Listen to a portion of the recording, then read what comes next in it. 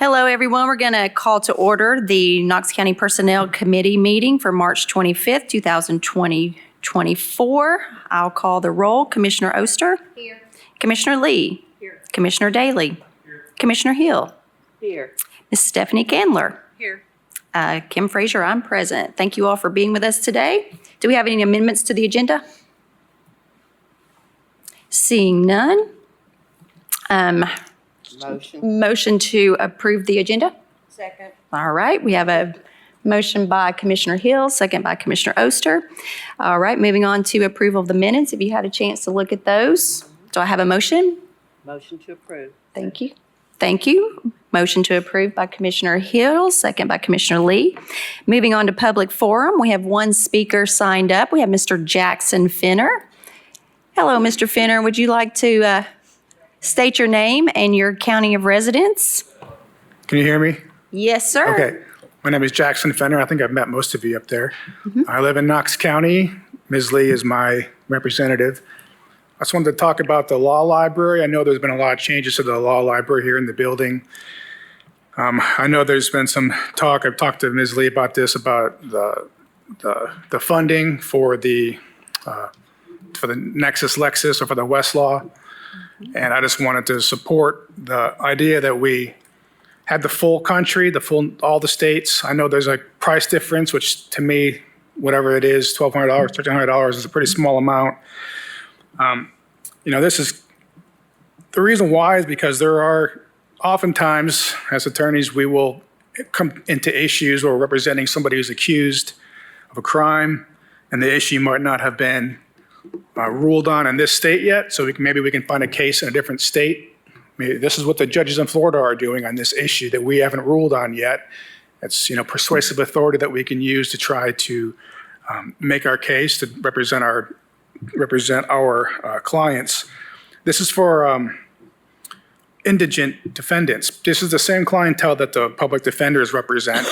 They don't represent this particular defendant because there might be a conflict of interest, or for whatever reason. The private bar, like myself and Ms. Lee and many other lawyers, we have to accept these cases. We have the lowest rate of pay of all appointed attorneys in the country in Tennessee.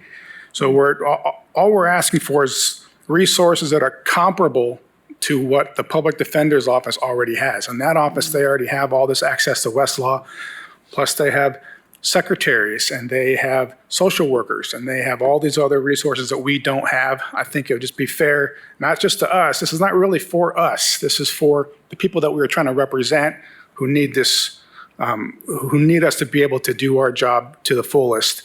So we're just asking that the law library be fully funded and that the Westlaw be a nationwide, not just limited to Tennessee. Thank you, Mr. That's Finner. it. And I hope that the library's up and running again because we miss it. So, Thank you for being here. All right, Thank you for thank their you. comments. We appreciate it. All right, I'm going to turn it over to Mr. Moyers now for a discussion of the subscription renewal, the quotes. Sure. So as you'll recall, one of the first things that we started looking at when we took oversight of the law library was whether we needed the books that we had. We recognized that a lot of the books were out of date, had not been updated, and nobody really complained about it.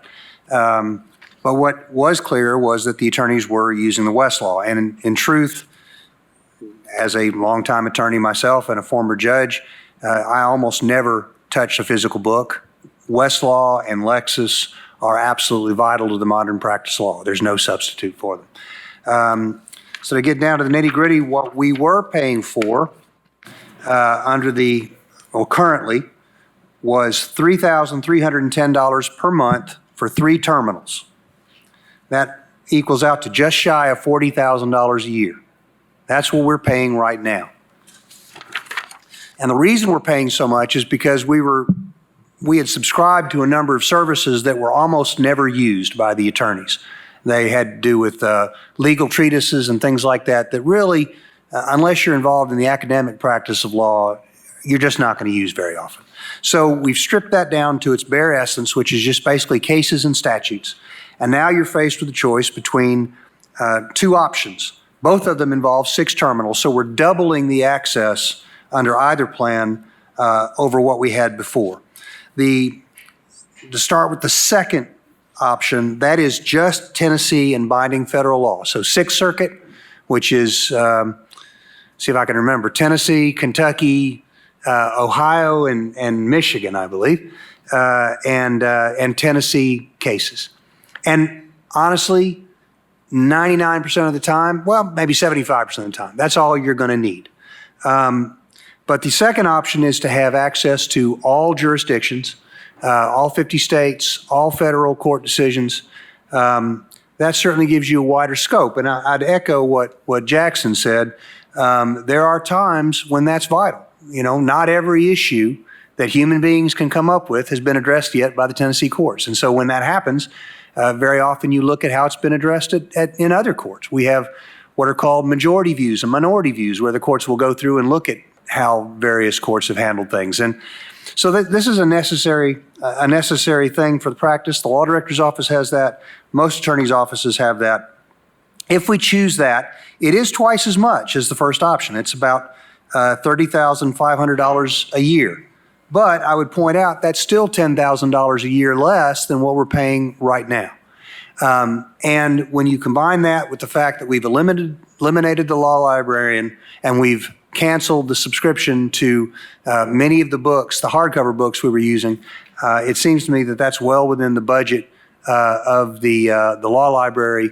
It provides a service that folks like Jackson need in order to, and Commissioner Lee, of course, that they need to represent their clients. So if you ask my opinion, that's the option I would recommend. Thank you, Mr. Moyers. Does anyone have any comments or input? Commissioner Lee? Yes, I would like to echo Mr. Fenner. And I'll tell you kind of to break it down, when we're looking at these other cases, when we're doing a motion, like a motion to suppress or any kind of motion, we have to have authority for that and cite those cases. So a few weeks ago, I was doing a drug case where there was a dog sniff. And that wasn't in Tennessee, but it was ruled on in Florida. But had we not had access to Westlaw with that, I wouldn't have been able to see that. So it's crucial in us doing our motions and being argued to the court, because we just can't go in there and say, we're arguing this somewhere in the country, they might have that. We have to be able to say where it was, in Florida, Ohio, Oklahoma. And it's called, if it's, you know, somewhere real close to us around Tennessee, they would call that a primary, and the judges would give it a whole lot of weight. And then we have what's called persuasive and then permitted. But we need those cases in order to argue that on behalf of our clients to the judges. And it is what the public defenders have, and we are public defenders. We just don't get paid by the public defender's office. So it is crucial for our clients, and it's not for the attorneys. It's on behalf of indigent defense that would be ineffective for us to represent them without having these services. We are getting 6 terminals versus 3, and the price is still, you know, if you break it down, I mean, it's roughly, I mean, it is more, but it's less than what we were paying to begin with. But it is crucial services, so I hope this committee will approve us having the full access to Westlaw. Thank you, Commissioner Lee. Anyone else have any? Commissioner Daly? Thank you, Madam Chair. Mr. Moyers, the option 1 is the Tennessee and option 2 is national. If we go with the national, Tennessee's covered under that national also, correct? Oh, of course, yeah. Okay. Yeah, it's Tennessee and all other states and all federal jurisdictions. Just making sure. Yes, sir. Yeah, Commissioner Hill? I have no objection to this. I totally understand this. I'm just curious, since our public defender's office has this, is there not any way that, that we can piggyback on them? No, they don't share. They don't share our services. I can answer that. They do not share that. In fact, their services are totally independent from the private attorneys and from the whole courthouse. So when they even set up in the library, they're going to have their own network, so they don't share with us. Fair enough. I think we've had some good discussion. Do we have a motion on the floor? Make a motion. Motion to approve the national primary coverage. Second. We have a proper motion by Commissioner Daly to approve 6 terminals with national coverage and a second by Commissioner Lee. All in favor? Aye. All opposed? The ayes have it. Great.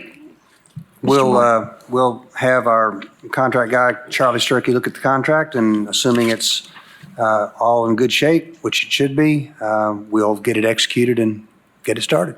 Thank you, Mr. Moyers, for looking into this and giving us that information. Thank you so much. All right. Do we have any other business to discuss? With no other business, we are adjourned. Thank you.